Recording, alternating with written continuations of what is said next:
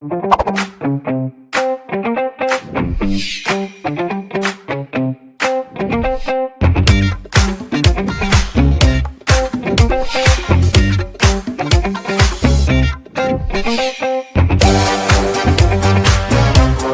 hey guys, water is a very interesting substance, especially to humans like you and I who live on Earth.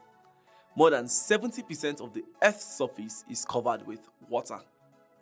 And water is very reactive, so we'll talk about it a lot in chemistry. In the next couple of lessons, we'll be talking about something special that it does to some salts. Some salts chemically combine with water molecules to form what we call hydrated crystals. The water molecules which are attached to the molecules of these salts are known as water of crystallization. You see, when salt and other ionic compounds dissolve in water, the water molecules use their electrostatic forces to pull apart the ions that make up the molecules of the compound and scatters them all over the water.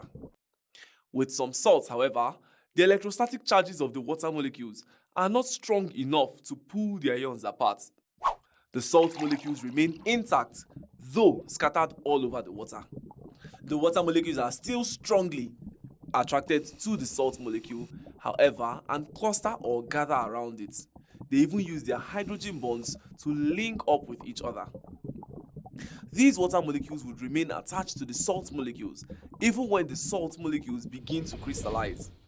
Now, this cluster of salt and water molecules begin to link up with other clusters of salt and water molecules, forming crystals.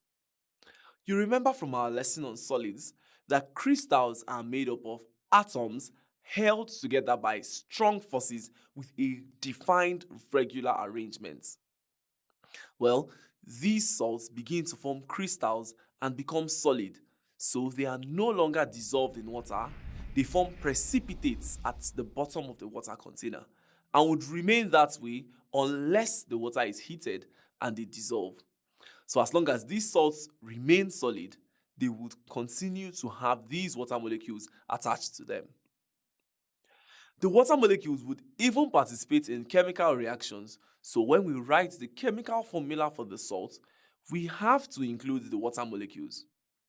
For example, copper 2 tetraosulfate 6 is an example of a salt that has molecules of water attached to its crystals whenever it dissolves.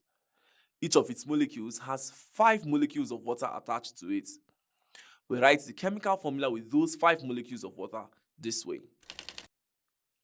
We also change the name of the salt to show the number of water molecules attached. The full name of the copper 2 sulfate salt is copper 2 tetraoxyl sulfate 6 pentahydrate. Penta means 5 in Greek. There are of course other salts that go through this process when they dissolve in water. We call them hydrated salts or hydrates, and we call the water molecules attached to them water of crystallization. Other common examples of hydrated salts include iron 2 tetraoxysulfate 6 heptahydrate, sodium trioxocarbonate 4 decahydrate, and zinc trioxynitrate 5 hexahydrate. As you can see, we would always write their formulas with their water of crystallization.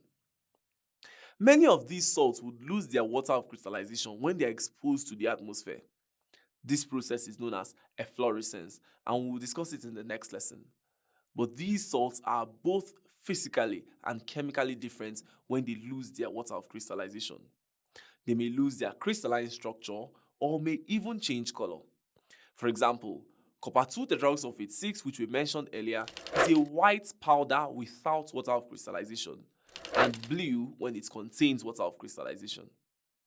Well, that is all we have to discuss in this lesson. We have learned that 1. Hydrated salts are salts that chemically combine with water molecules when they crystallize. And 2. The water of crystallization is the definite amount of water molecules that are bound to hydrated salt molecules and form crystals with them.